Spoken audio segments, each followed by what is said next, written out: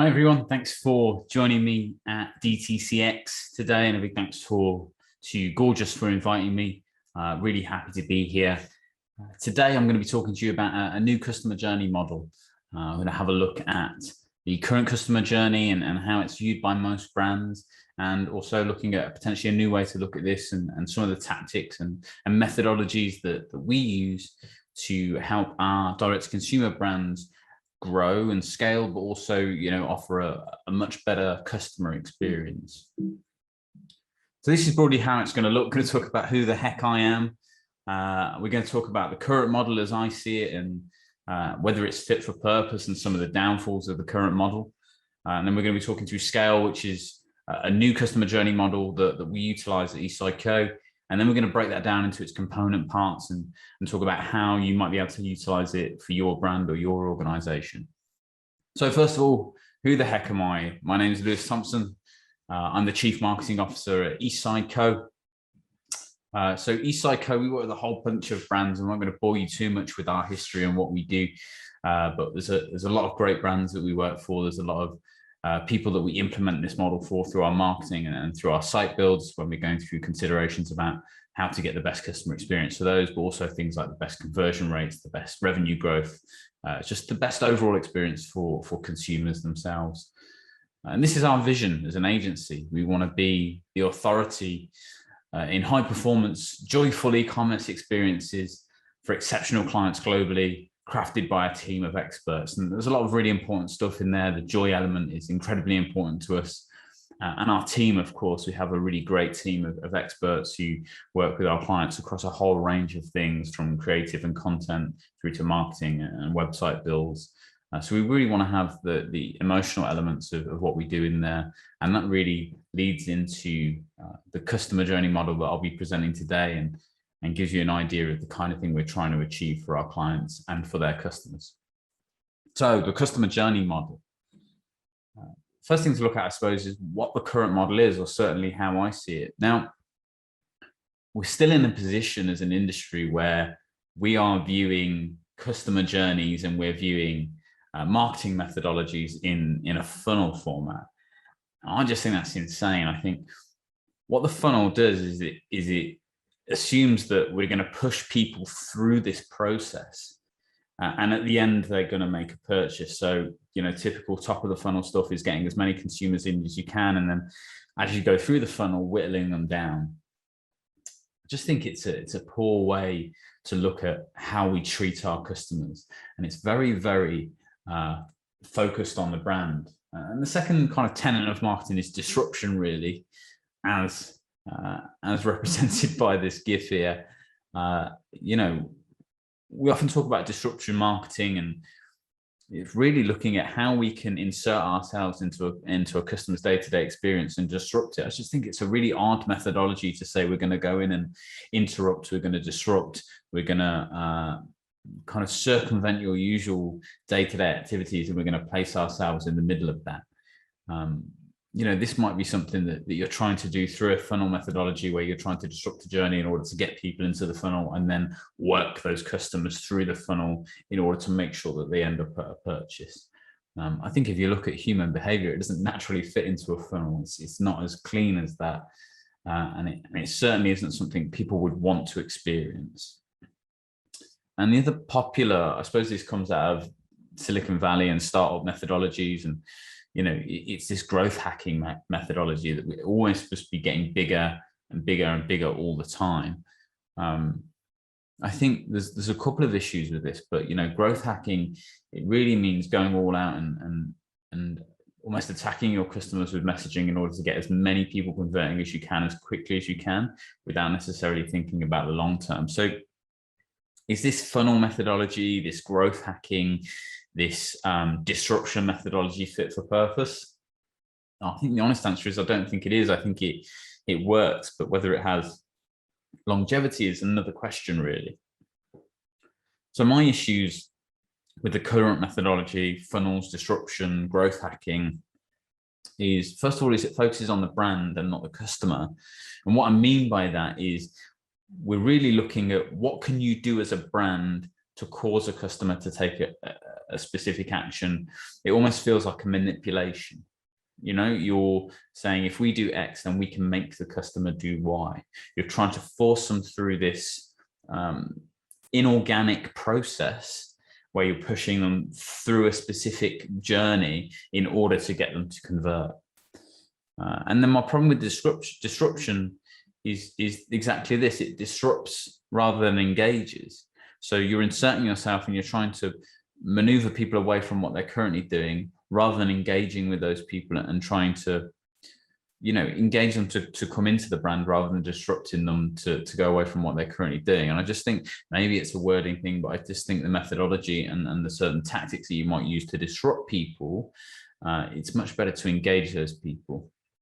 And then my biggest issue with all of this, you know, I'm a strategist at heart, really. That's what I do, is that this methodology always rewards short-term gains over long-term. And the question I want you to ask yourself throughout this process is, am I trying to build a brand that has legacy and long-term effects on people and long-term value to people? Or am I just trying to make a quick buck and sell as many products as I can as quickly as I can and then cut and run? I'm not saying either one of those is right or wrong, but there's very different methodologies you could use to create a long-term brand experience over short-term gains. And I think this current methodology really rewards short-term. And I'll talk a little bit as we go through this new methodology, this new customer journey model, about where most people are dealing with their customers and where you can win by ensuring that you're dealing in the other areas of the customer journey. So the new model is called Scale. Scale has these 5 elements here. You'll see lots of people have different frameworks that they use. This is the one that we use, and I feel like this is maybe more complete and much more emotionally attached to the customer needs, as opposed to looking at what we can do to the customers to make them take a specific action. This looks at things from the customer's perspective rather than from the brand's perspective. And that's a really important perspective to have when you're marketing to people. So Scale stands for seek, consider, act, love, and engage or evangelize, depending on how you want to look at the final segment. I really like evangelize, but you know, engage works just as well. So this is the whole customer journey as I see it. So seek, where are customers searching for you and what are they searching for? Consider, who else will they be considering, and what makes your brand stand out from the crowd? You know, what are your competitors doing? What are your key differences? The act stage, what are the key triggers when customers experience when they decide to buy, inquire, convert, whatever your conversion point is, whatever your KPI is around this act segment. Love, what makes your customers fall in love with the product or service so they never want to leave? And then this final segment, engage, evangelize. Will customers shout about the experience and become brand evangelists? Will they start to do some of your marketing for you? So before I jump onto the next slide, actually, I just want to highlight here that most people are dealing with this middle segment. So they're dealing with the act. They're doing a little bit of the seek stuff in terms of customer acquisition. Not necessarily doing very much of the consideration stuff. They're doing the act stuff from the point of view of we want people to convert. And they're doing a little bit of the love stuff, but basic customer service, you know, not above and beyond stuff. Nobody's really dealing with the beginning and end of the funnel effectively, and nobody's really looking at what the considerations that customers are making when they're going through this process. And you can see that the engage, evangelize links right back to the seek element, because if you get that bit right, those people start to do the marketing for you and start to acquire new customers for you who will also go through this process. Now, I want to be really clear. It's not clean and clear like this. You know, people may go from seek and consider back and forth. They may make considerations between a number of brands and then go back to a research phase. You know, definitely between the act and consideration phase, there's a lot of back and forth there, going onto your site, going onto competitors' sites, leaving it for a while, come back and doing some more consideration, depending on what kind of products you're selling, the value of the products. There's lots of back and forth here. So it's not always a clean arrow. In terms of, you know, the difference between love and engage and evangelize, again, once you've got a customer and you've created an evangelist, they should be with you forever. Really, you would have to make a quite a significant mistake to miss out on that customer or to lose that customer. But we'll go into that a little bit more as we go through these slides. So let's break it down a little bit. First of all, the seek stage. Where are people searching for you and what are they searching for? Now, what you'll often see is when brands are marketing is you'll see this kind of methodology. This is all functions and features. You know, what do you have compared to what your competitors have, and we'll tick the boxes. And they really sell based on those functions and features. Even with direct, this is not a direct to consumer brand, but even with direct to consumer brands, they're selling on price, functions, features. They're not selling on the why behind the brand. And I always link back to this quote from Theodore Levitt, where he says, people don't want quarter-inch drills, they want quarter-inch holes. So what people are buying from you isn't really a drill, they're buying the result of that drill. You take that a little bit further and make it more emotional and say, well, what do they want to drill a quarter-inch hole for? Are they putting a shelf up? Do they want to put awards on their shelf? Are they putting a TV up in the family room? You know, what is the true reason that people want to buy your product? And can you communicate them? Can you communicate that to them? Does your core reason for being as a brand resonate with your customer base? And are you communicating that at all? In the very early stages, when someone's truly doing research or they're searching for a solution to a problem, they're not necessarily looking for all the intricacies about, you know, this kind of stuff. They're not looking at all of the individual things. They're looking at, does your brand resonate? Certainly this is incredibly important on social, where it's much more visual or video led. You know, they're not looking at, here's all the individual things that this thing can do. Here's all the, you know, this is what chip it has in. This is what the speed and processing power is. That comes a little bit later down the line. At the start, they're looking for, does what you're selling resonate with them? You know, you could say, here's a PC and it's got this amount of processing power and it's got this amount of memory and it's got et cetera, et cetera, et cetera.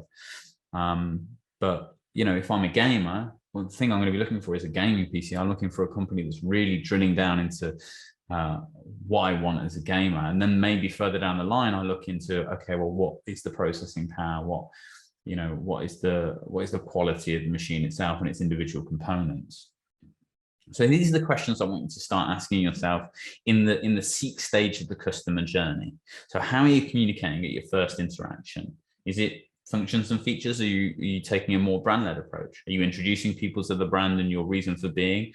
Or are you just talking to them on a product level and a functions and features level?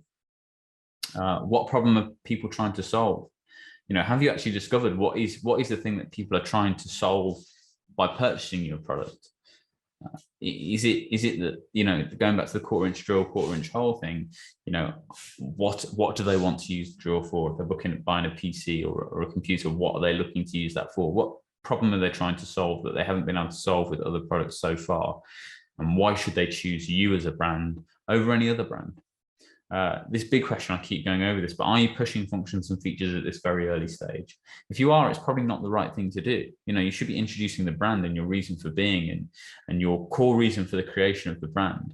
That story about why you exist as a brand and why it's been created is so incredibly powerful and important and much more emotionally tangible than, you know, whether your drill does 1,000 RPM or whatever that might be. And then that leads into how you're differentiating. Now, I'm not a fan really of looking at competition and painting by numbers and saying, well, my competition is doing X, Y, and Z, and therefore I should do that. I'm much more interested in being aware of your competition and making sure that your reason for being is absolutely differentiated. It's something that people really struggle to copy. So a bigger brand could create a product that is exactly the same as yours, has exactly the same functions and features, and is cheaper. But what they can't copy, or what is much more difficult to copy, is authentically why do you exist as a brand? Why did you start? Was it a problem that you were trying to solve for yourself? And therefore you thought other people might have that problem? You know, what is that personal story? I'm not saying you have to tell it from an individual standpoint, but certainly that is going to be your differentiating factor. It's going to be something that nobody else has. And I just wanted to look at some of the kind of tactics that we use in this seek stage, when people are searching for a solution for a problem. Search engine optimization, I know it has a dark, sordid history, and it's considered a bit of a dark art, but if you look at the way our SEO director, Will King, works, for example, it's very authentic, very transparent, and very much focused on what the consumer intention is. So in terms of thinking long-term as opposed to short-term, which you should be with SEO, there's real opportunity here to really dig in deep about the questions that people are asking around the problems and solutions to problems that you're offering, and making sure you're present organically in search engine results page for those things. PPC, Google search advertising, obviously as time goes by, Google takes much more and more of that first page as ads. So if you want quick results, then PPC is absolutely where you need to be in terms of people searching for a solution to the problem, making sure your keyword research is absolutely spot on and in line with your search engine optimization strategy, and making sure that you're present for the key terms. Social obviously is more important over time. With the iOS updates, there's obviously been some fluctuation in that, but I still see this as a really key channel, both in terms of organic content, and presenting yourself and building an audience on social channels and converting that audience into an owned audience, but also in terms of paid social and making sure that you're utilizing all the audience data that you are able to collect throughout the process, and making sure that you're presenting your products to people in that visual and more kind of rich way, I suppose. Content and influencer content, consistent content production through a range of channels, owned and earned media is incredibly important.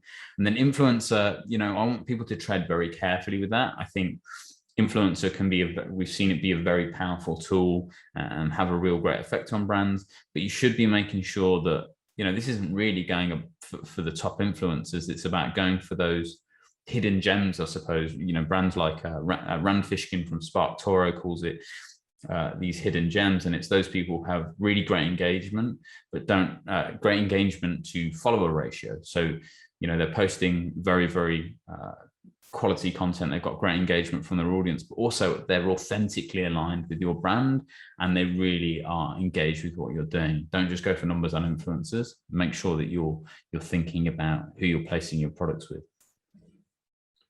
In the consideration stage, this is all about what the considerations that your consumer might be having when they're looking at you versus other brands, versus other products, versus other solutions to the problem. So what considerations might they be having? It's another quote here from another kind of Harvard professor, and one of our clients introduced this to me a bit more significantly recently, but Anthony Orwick.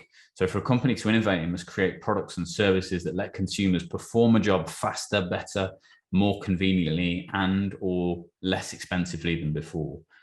So the interesting bit about this is the way Anthony Orwick views this is the jobs to be done methodology. So what is the actual job to be done? This goes into a little bit the seek stage as well, when we're looking for what people are actually buying for you, what problem they're trying to solve. But the interesting thing about this is the job to be done is not necessarily as simple as you think it's going to be. So Anthony Orwick worked with McDonald's, for example, to increase the sales of milkshakes, and went through a whole process to understand what the jobs to be done were for a milkshake. And actually, the core reason that they found that people were buying it is because on long car journeys, it takes a long time to drink. So they wanted something to occupy them time. If they have a coffee or they have a Coke or whatever that might be, they can drink that quite quickly. But because the thick shakes at McDonald's are so thick, it takes a long time to drink them. So they started developing the product in line with that job to be done, and the sales increased significantly.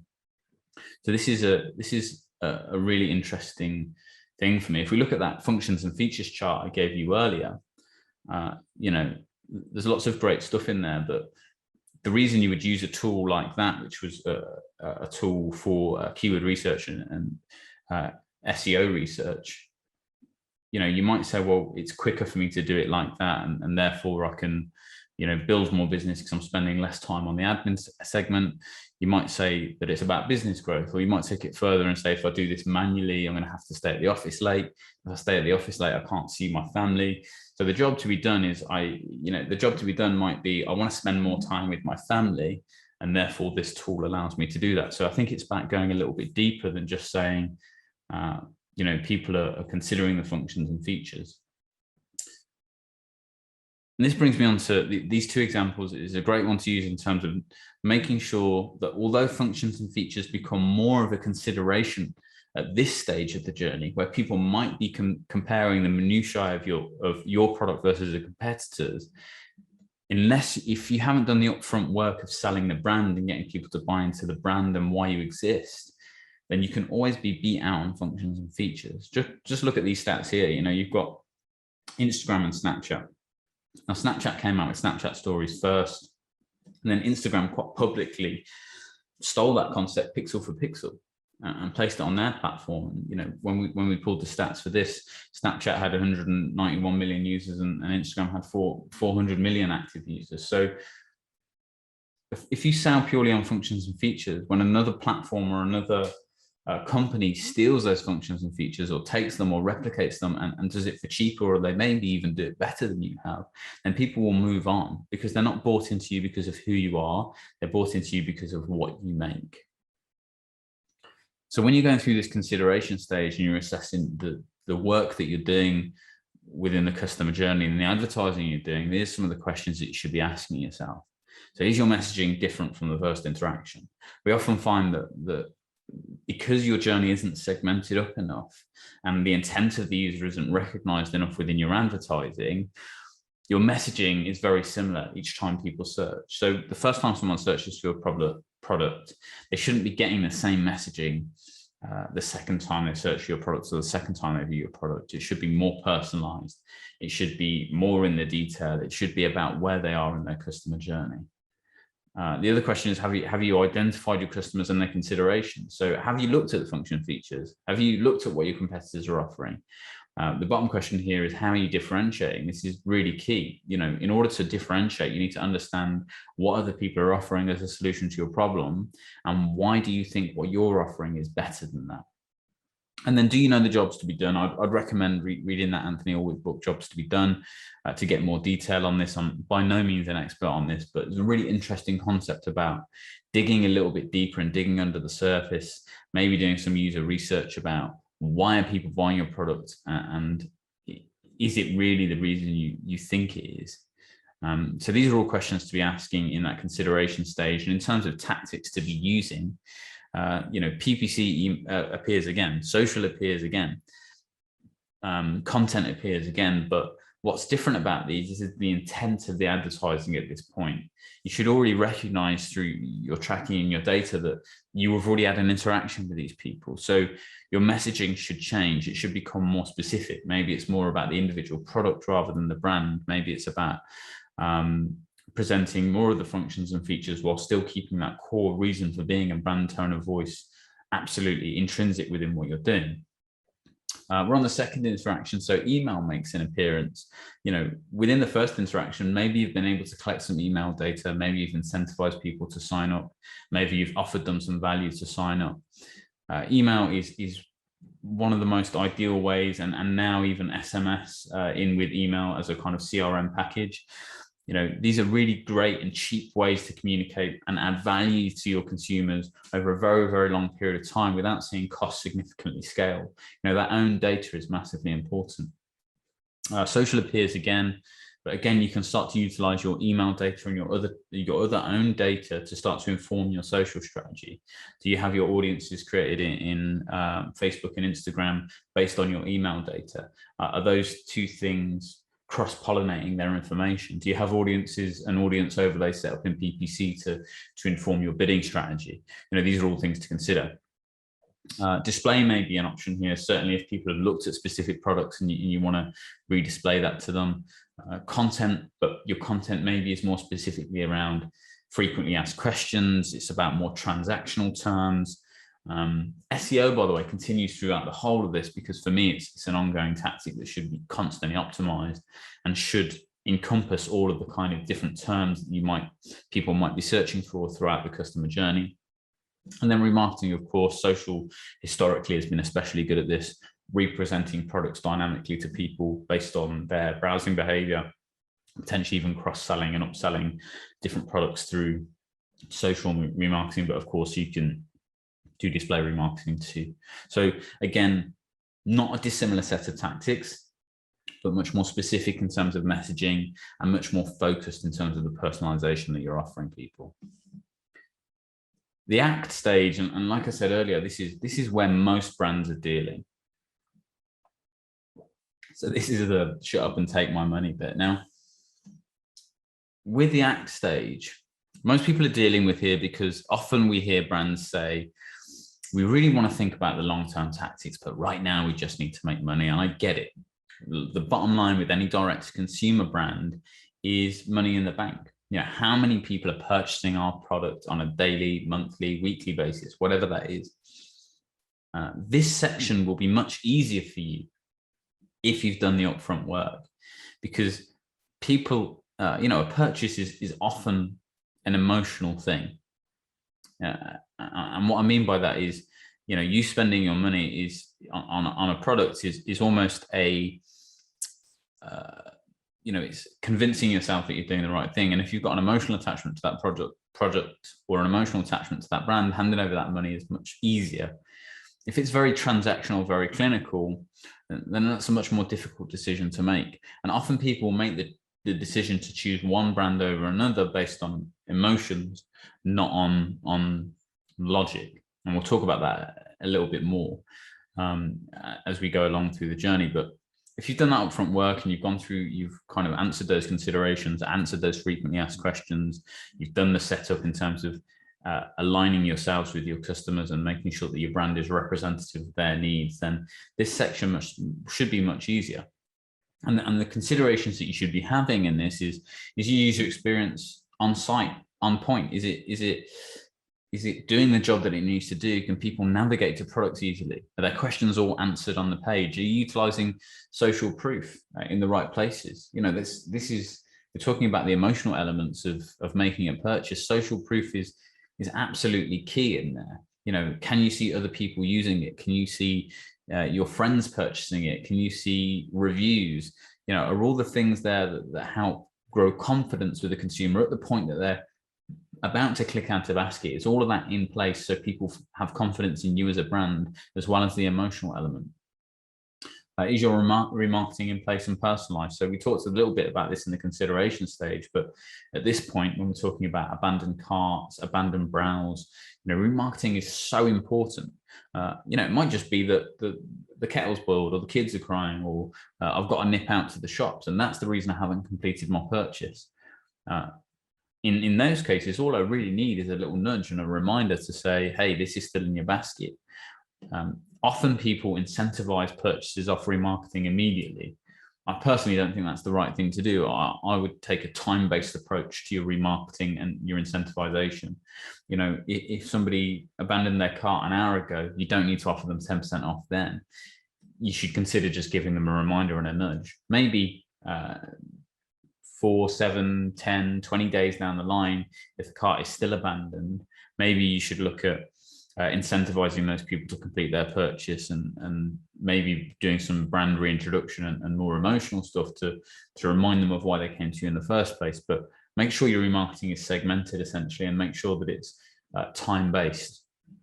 Are you merchandising effectively? Are you presenting cross-sell and upsell opportunities? There's so many missed opportunities, I think, at the point of adding to basket and cart, about offering people complementary products that will add value to their existing purchase. Certainly if those products are costed correctly, are cheaper than the main kind of basket spend, then there's a real opportunity for you to increase your average basket spend there, or your average order value. That's another key metric for us in e-commerce and direct to consumer is average order value. If you can increase that, then you don't need to do as much work with your existing customer base or with your acquisition strategy, because your average order value increases and that increases your overall revenue without spending significantly more. Someone might come to buy a single product and they can add 2 or 3 products to the cart that will add value to their initial purchase, and there's no extra spend but significantly extra revenue. And then finally, and maybe a little bit more advanced, and there's some tools that can help you do this, certainly within the Shopify ecosystem. How can you personalize your on-site experience? A good example is if you were on a site that sells Nike and Adidas, for example, and I was to come on your site and just look at all the Nike products, and that's all I ever did, then you should personalize your homepage. If I ever come back to the site again, I'm presented more heavily with Nike products or products related to that range or similar to that range than I am with Adidas. So presenting what I'm interested in as early as possible based on previous behavior is absolutely key. If you go onto a site and you say, I'm looking for women's clothing, then just present me with women's clothing earlier. I can still navigate to find other stuff if I'm shopping to someone else or I'm gifting or whatever that might be. But personalizing that on-site experience and making it as clean as possible is absolutely key. So conversion rate optimization. Sorry, there's a few acronyms here. I'm in that balance between hating acronyms, but also having limited space in the document. So please forgive me. Conversion rate optimization, again, are you iteratively evolving your site? Are you constantly looking at the data and optimizing it to improve the experience and therefore improve the conversion rate? Remarketing lists for search ads. So are you uploading your audiences, your own data to your Google account to personalize your search more? Adjusting your bidding strategy based on previous behavior.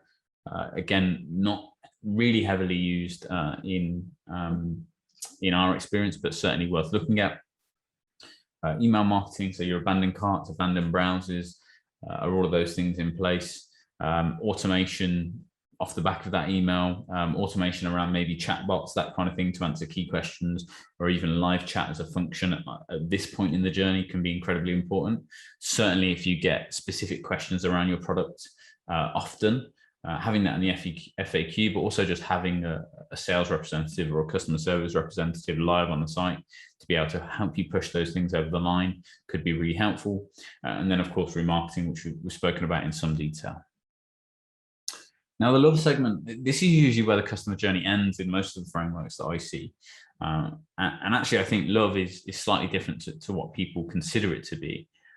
For me, this isn't about the final segment of Create an Evangelist. This is just your standard customer service, and something that a platform like Gorgias is really great at helping you with. So I want to show an example here of what I think really great customer service looks like.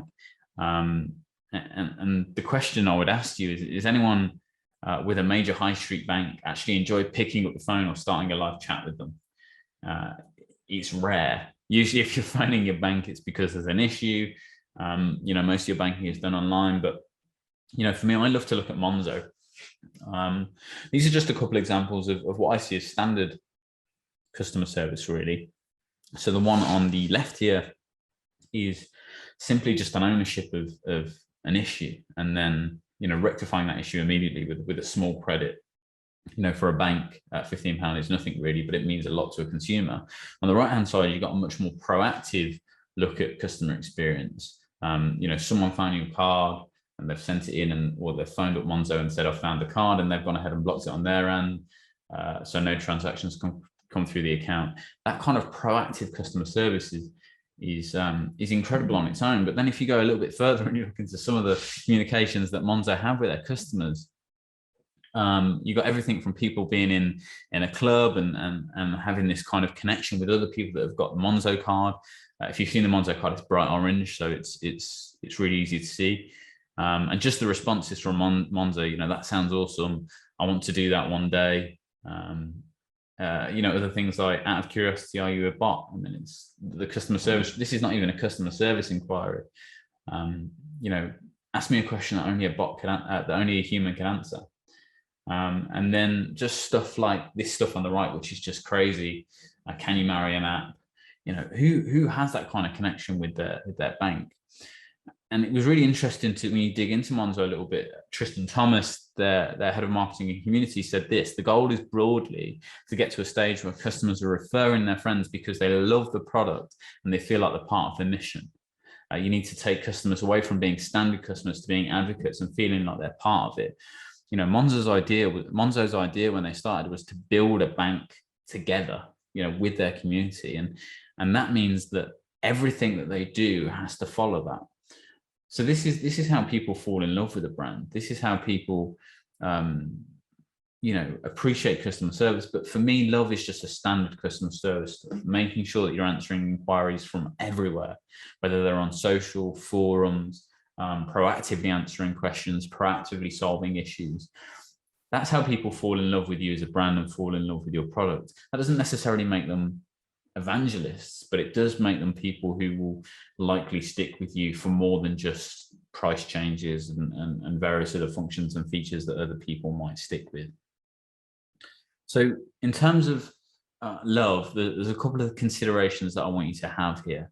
Are people making the most of your products post-purchase? I think what we often see is, certainly with any products with kind of complexity in, or I don't know, if you're a vitamin supplement, for example, you send the products out and then people don't use them, or they're not taking them every day, or they're not using them correctly, whatever that might be, and therefore they don't see the value in the product because they're not using all of its different elements. If I give a marketing example, I mentioned Moz.com earlier, or SEMrush, or any of these kind of SEO tools, I suppose. There's so many functions and features within there. You saw that list, how long it was. There's a whole challenge there about whether people are making the most of the whole platform. Are they just using a subset of it and they don't know about the other services, and therefore if they find something that does the same job for cheaper, they'll move? Are they seeing the full value of the platform or the product? So making sure that you're sending up follow-up emails, automated these can be, to say, have you received your product? Do you have any issues with it? Here's how you should use it. Here's the effects you should see. If you've got any problems, contact X, Y, and Z. All of those things are really important, and these can be automated through email and be really powerful for you. Is your customer service consistent across all channels? Not just consistent in terms of answers, but consistent in terms of tone of voice. We talked about earlier in that seek stage, making sure that you're representing your brand values and your reason for being, and your tone of voice very early in those stages. What often happens is we see that tone of voice drop off. You see it with a bank, for example. If you leave Monzo out of it, if you go to a major high street bank, it's all aspirational and helpful, and sunsets and galloping horses in the initial advertising. And then when you get to customer service, it's very clinical, very concise, very scripted. And that's the reason people get frustrated, really, is not because the customer service is bad. It's that there's a juxtaposition between the setup and the delivery, and what they're experiencing customer service is not consistent with what they were promised up front. It's that kind of cognitive dissonance thing. So if you've got a platform like Gorgeous, you can bring all of those different, this is not a sales pitch for Gorgeous, but it's just a great platform from my perspective, to be able to bring all of those different questions and channels together into a single place, and to make sure that all your customer service agents are kind of answering consistently with the right tone of voice, with the right answers, with the right information all of the time, no matter what happens. Do you continue to add value after purchase, or is there, you're only communicating with people for a couple of days afterwards, and once they've been delivered, that's it? Are you still providing content? Are you still providing value to those people? You're making sure you're taking into account what their original reason for being, what their original jobs to be done was. That's really important. Monitoring brand sentiment across all channels is key as well. Is it negative? Is it positive? Is it neutral? Whether you want to be on Twitter or whether you want to be on forums or not is really irrelevant, whether you think it's impactful for your brand. If people are having conversations with you on an obscure forum from 1998, you should be there. We talk a lot about this with automotive brands. If people are talking about your product on a forum, you should have ambassadors and representatives there answering questions on behalf of the brand, because that's where the conversations are happening. And then non-tagged mentions is a real key thing. There's a whole group of people who really have an issue and want a public response that will tag you. And there's a group of people probably sitting there in the middle that don't tag you, but it's mentions worth monitoring, and really good proactive way of communicating with people who have no expectation of you communicating with them and solving problems that you don't necessarily think you need to solve. So, you know, for this love element, an app, incredibly important for things like returning customers or loyal customers. Email, again, is consistent throughout this. Social content, you know, referrals here, community management, all of these things that we've just spoken about, really.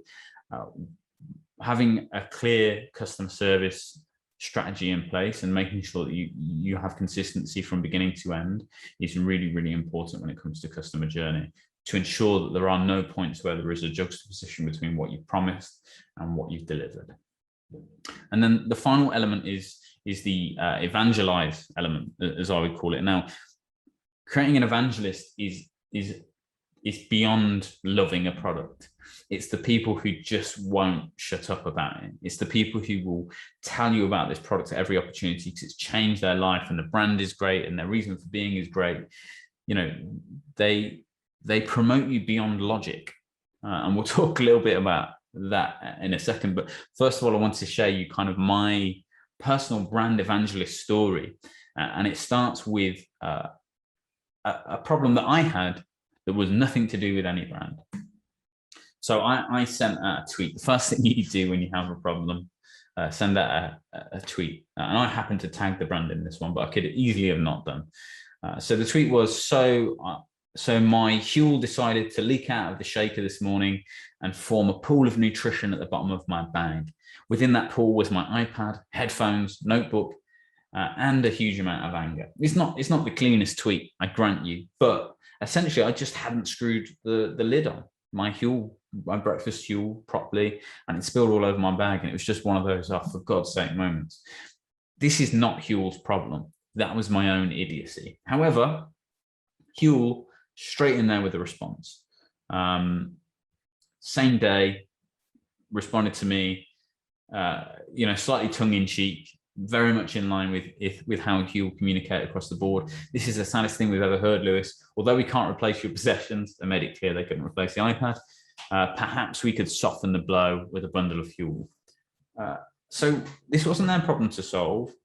They've simply been tagged in a mention. They've been tagged in a tweet. They've recognized that I'm the idiot, but they've still offered to solve the problem for me anyway. I call this creating moments of delight on social media. This is how you create advocates. I'm already a Huel customer. I'm already a repeat customer. I had no issues with their customer service, their subscription management. So in the love segment, they've done a great job. But this is the first time I'd really had to communicate with them outside of that. And then the next day, within 24 hours, this turns up on my door. You know, this is probably retail value of, I don't know, 50, 60 quid. This is quite an old Huel picture, by the way. I think a lot of their stuff's changed recently. Probably 50, 60 quid retail value. You know, you're probably talking 20 quid, if that, worth of actual cost to the business. But this is maybe the fourth, fifth time that I've spoken about this in various talks. I've written blogs on it. I've talked about it a lot. I'm an advocate for Huel. I really recommend it to people. I still use it now myself and kind of keep up to date with their various products. They've created someone with a lifetime value significantly over and above what it would have been just by solving a problem that they didn't have to solve and creating someone who felt like they were a VIP. So creating evangelists means making as many customers feel like VIPs as possible. That's the core of it. And I want to go back to, you know, a little bit of functions and features, a little about the kind of jobs to be done, and a little bit about creating evangelists. So this is iPhone versus Android. Now, these two products, in terms of functions and features, they're probably not that dissimilar. In fact, in most cases, Android probably tips the balance in terms of the better functions and features and quality. It's usually cheaper. iPhone is more expensive. It's a locked ecosystem. It's, you know, you could argue maybe that from a design perspective, it's more aesthetically pleasing, but fundamentally, these are very similar products all in all. And in some cases, Android will tip the balance, certainly in terms of cost. So why do people do this? queue up for hours and hours for a new iPhone. They will watch the Apple developer events, watch the Apple product events. They buy into Apple for more than the product. There's absolutely no sense in buying a device for £1,000, which is, when the iPhone 10 was released, one of the first phones, I think, to hit that £1,000 mark, when they could buy an equally, from a technology, functions and features point of view, an equally good phone for probably half the cost in terms of the actual tech that's in there, with many functions and features that Android had released years before. Why would you do that? It's because people aren't buying into Apple for the phone. They're buying into it because, for lots of reasons, Apple position themselves as the company that creatives use. Designers for years had always used Apple computers over other computers. There's a status element there of having the new, most expensive phone. There's an aesthetic thing. There's, the fact that it's a designed piece of equipment as opposed to being a functional piece of equipment. There's lots and lots of reasons that people buy into and defend Apple and the iPhone over and above Android phones, and almost none of them come down to the functions and features of the phone. They come into buying into the brand, its reason for being, status, and wanting to be one of those people who thinks differently. So this is why creating advocates and evangelists is incredibly important, because it can create situations like this where you not only convert people to your brand for life, but you help those people to become another marketing source for you. So in terms of creating evangelists, ultimately, for me, if you want to look at it from an overarching point, it's about creating moments of delight whenever you have the opportunities to do so. And there's some tactics that you can put in place around that. But the questions I think you should be asking is, have you segmented your customers? So you know who who your kind of highest lifetime value customers are. You know who your biggest spending customers are. You know who your longest customers are. Do you understand all those different segments? Do you have loyalty or VIP programs in place? Are you rewarding those long-time customers for being with you for such a long time? Are you putting them into a loyalty program or VIP program that gives them access to things that they wouldn't otherwise have? Are you delivering, again, another acronym, sorry, and a more kind of elusive one, RAK, random acts of kindness? This is what Huel did for me, and moments of delight. Are you actively open to delivering those to people? What Huel did was just a random act of kindness, and that resulted in a moment of delight, which converted me into an evangelist of their brand. Very, very easy to do and very low cost from a brand perspective. It's about monitoring. It's about being proactive. It's about giving your customer service agents the freedom to be able to gift or discount a certain amount with any one day or with any customer. And that will create much more value in your customers than any other type of marketing could do. User-generated content and social proof, again, if you're creating advocates and evangelists, they will provide you with great content. They will provide you with social proof, and they will be doing it all the time, word of mouth, through social media. But you can encourage that, and you can ask for that. And you can certainly reach out to your VIPs. Other ideas are things like VIP events. You're taking your top 100 customers and inviting them to a closed event where you're, if you're a fashion brand, going to put on a fashion show and show them the latest releases that no one else sees yet, and maybe give them the opportunity to buy those before they even hit your site. Are you reaching out to people like Huel did with me? Do you have a reward and loyalty program in place that you can tier in a way that your longest customer, your longest time customers and your biggest lifetime value customers are getting a tier above what everyone else has? Things like early product drops on the website. Are you heavily personalizing their experience? All these things, there is not a silver bullet. There is not an ABC version of saying this is how you create evangelists for your brand. Ultimately, what it comes down to is utilizing a mix of all of these things, ensuring that they're brought into you for a brand reason, not a functions and features reason, and making sure that you're mixing all of these things together. And the output of that will be evangelists. It's not do this, do that, and then someone is an evangelist. It's much more of an emotional process. So the aim of your marketing overall, if I'm tying all of this together, the aim of your marketing should be to interact with customers at every stage of their customer journey. Seek, consider, act, love, evangelize. Communicate them at every stage of their journey in a personalized way, and to create joyful moments throughout that process. That should be your aim. When you're talking about your marketing, there's other things that you might consider. We need to make revenue. We need to see ROI. We need to see ROAS. We need to see whatever other acronym we can think of. But the ultimate aim and the focus of your marketing team should be this: communicate with everybody at every stage of their journey in a personalized way, and to create joyful moments throughout. So I'll leave you with this. The scale framework, our customer journey model, what we're using at Eastside for our clients every day, very, very successfully. Seek, consider, act, love, engage, or evangelize. Where are your customers looking for you, and what are they searching for? Making sure that you're presenting the brand positioning there. What considerations do they have? What's their experience when they're going to purchase? What's their experience post-purchase? And then what's their experience when you don't need them as a brand anymore, when you'd rather be acquiring other customers? What's their experience? How do you create people who love your brand so much that they can't stop talking about it? Thank you so much for your time today. As I said, my name's Lewis. I'm from Eastside Co. You can hit eastsideco.com. If you want any details about what we do, some of our case studies and stuff are on there. If you want to get in touch with me, you can just submit a contact form or a live chat on there, and one of the guys will send that over to me. More than happy to answer any of your questions that you might have. Please feel free to send them through. And if you'd like to work with us or talk about the scale framework in more detail, just get in touch.